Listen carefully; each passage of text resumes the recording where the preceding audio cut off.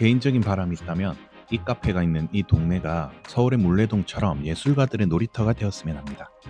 5년째 묵묵히 그 토양을 다지고 있는 복합문화공간 카페 비모어입니다.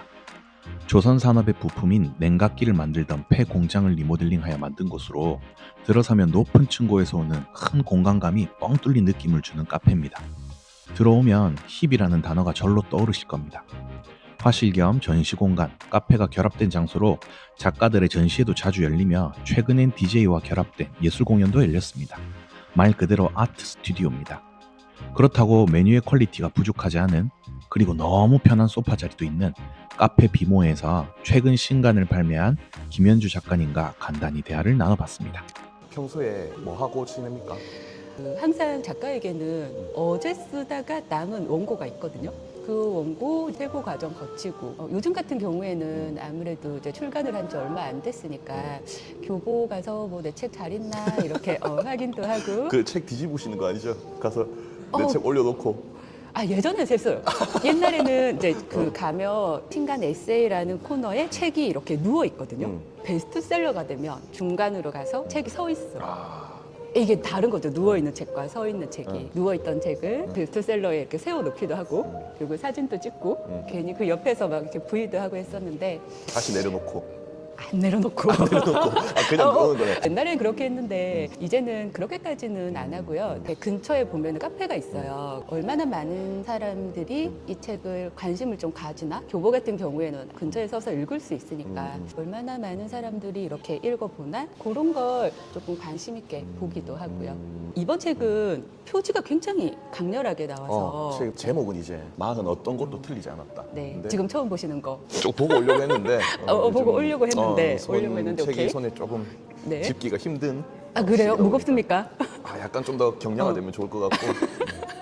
이 책 제목과 표지가 어떤 연관성이 있나? 제가 85년생이어서 2, 3년째 계속 마흔으로 살고 있는 느낌적인 느낌이 있어요. 예전에는 서른이라고 하면 뒤숭숭하고 서른 즈음에라는 노래도 있었잖아요. 요즘은 서른이 되는 것보다 마흔이 되기를 사람들이 더 많이 두려워한다고 하더라고요. 마흔을 위한 글을 쓰자 하고 이제 기획이 되어서 제목은 이렇게 나왔고요. AI로 뽑혀진 이 얼굴은 마흔이 생각하는 자기가 원하는 얼굴의 평균치래요. 이 여성분의 얼굴이 좀 어려 젊어 보이죠? 보이죠? 그죠? 젊어 보인다. 그리고 여기 보면 요즘 중안부가 짧은 얼굴이 유행이라고 하잖아요. 그래서 중안부도 굉장히 짧고 눈도 굉장히 이렇게 또렷하고 투릉투릉하고.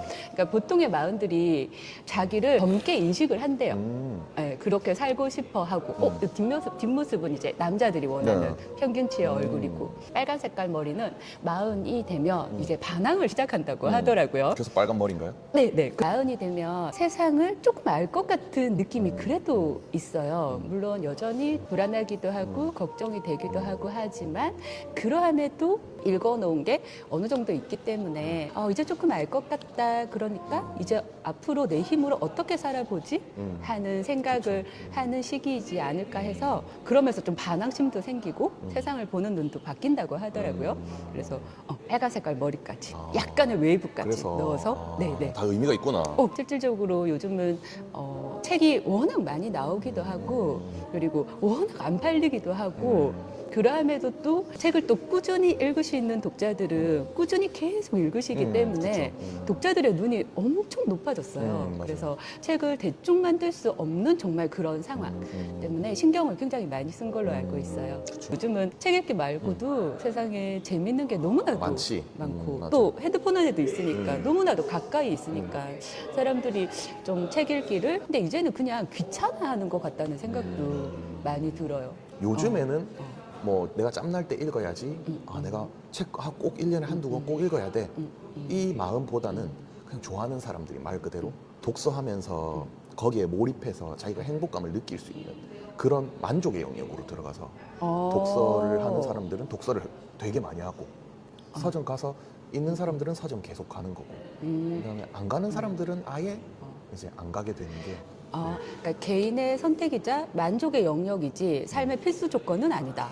맞아요. 저도 책을 쓰는 사람이기는 하지만 책을 꼭 읽으세요. 책을 꼭 사세요라고 말하기가 특히 요즘 들어서 더욱더 조심스럽다고 할까요? 제가 제일 처음에 책을 썼을 때가 5년 전이었거든요.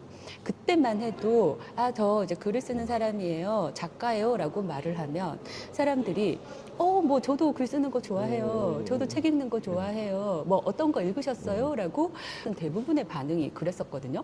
근데 요즘은 저 글 쓰는 사람이에요 그렇게 말을 하면 그래요? 하고 아예 그냥 관심도 자체가 그 다음 질문 자체가 없어지는 그런 게 현실적으로 많이 느껴지기도 하거든요. 작가에 대한 관심이 없어졌다고 하기보다는 네. 그 타인에 대한 관심도가 많이 줄어든 세상이 아닌가. 그냥 아예 그 사람이 뭘 하는 사람이든 어떤 직업이든 크게 관심이 아예 없는 거지. 크게 관심이 어찌 보면 없다. 스스로에게 집중하는 게 가치가 있다라는 거를 더 사람들이 아니까 관계에서 쓰는 에너지를 줄이는 느낌? 작가들은 이런 걱정하면서 살거든요. 사람들이 정말 이런 마음으로 계속 살아가도 괜찮을까? 이렇게 스마트폰 속에 있는 세상에 갇혀서 어떻게 보면 갇혔다고 저는 표현을 하는데 이렇게 갇혀서 집 안에만 있는 것이 여러 타인과의 여러 인간관계를 이렇게 단절하고 손절하면서 그냥 나 혼자의 삶을 살아도 괜찮은지 특히 에세이 작가들은 이런 고민 되게 많이 하면서 살거든요. 책 소개 좀 해주실 수 있습니까? 책 소개요. 일단 에세이고요. 이제 뭐 저도 이제 40이 되었는데 계속 에세이를 써도 될까에 대해서 사실 많이 생각을 해요. 에세이라 하면 조금 가볍고 다독이고 공감해주고 위로만 해주는 공감 위주의 그렇죠. 장르이지 않을까요? 그죠? 네. 그래서 에세이를 읽지 않는 분들의 얘기를 들어보면 에세이 어차피 뭐 답도 안 알려주고 해결책도 없고 시간 낭비 아니냐, 그냥 무조건적인 응원 아니냐라고 말씀을 하시는 분들도 많아요. 그래서 쓰는 사람 입장에서도 단편적인 그런 공감과 위로만 해도 괜찮을까에 대해서 고민을 많이 했었거든요. 근데 이번 출판사와 얘기를 했을 때는 40도 나이가 들어도 어른이 되어도 그런 위로가 필요하다. 나이가 들어도 누구나 불안하고 누구나 고민을 하고 누구나 선택 앞에서 흔들린다. 그러니 조금 성숙한 에세이를 한번 써보자. 그리고 책이 이쁘다. 그렇죠. 독자들이 눈이 높으셔서 요즘은 책이 예쁘게 나오고 깔끔하게 나오고 너무 길지 않게 나오는 게 트렌드라고 하더라고요. 네, 그렇게 만들어졌습니다. 그 부제들이 강렬하긴 하네요. 세상에 공짜는 없다부터 시작해서. 팩트죠. 그렇죠. 세상에 팩트지. 공기 팩트지. 말고는 공짜가 없습니다. 그치. 네. 쉬 행복해져라. 이것도 팩트고. 그렇죠. 쉽게 살아야 돼. 맞아요. 맞아요. 그리고 쉽게 살기 위해서는 사실 엄청난 또 내공이 있어야겠죠. 네. 사파도 네. 분량이 되게 좋네요. 사파가 계속 들어가 있으면 계속 그림이 있네? 이런 생각이 맞아요. 들고 아예 없으면 답답하죠. 답답함이 있거든. 맞아요. 근데 한 10페이지마다 한 개씩 이 정도 있네. 사진을 보면서 생각할 거리도 생기고. 아무래도 요즘은 책 읽기 조금 어려워하시니까 그림이 쉼표 같은 역할을 해줬으면 좋겠다라고 얘기를 했었거든요. 말 그대로. 근데 그런 게 있어요. 작가는 책을 낼수록 똑똑해져요. 뭐 이렇게 표현하기는 좀 그렇지만 책을 한 권 내기 위해서는 내가 완성되었다고 생각하는 원고, 보통 이제 A4 용지로 글씨 포인트 10 해서 한 70장, 옛날에는 100장이었는데 요즘에는 분량이 많이 줄었거든요. 그래서 한 70장 정도 이렇게 쓰고 나서 출판사와 계약을 하고 그 이후에 다시 퇴고 과정을 또 거쳐요. 근데 그 퇴고 과정을 거치면서, 그러니까 글을 쓰면서가 아니라 퇴고 과정을 거치면서 작가는 엄청 많이 성장을 하거든요. 그러니까 실질적인 글쓰기 행위는 사실은 퇴고예요.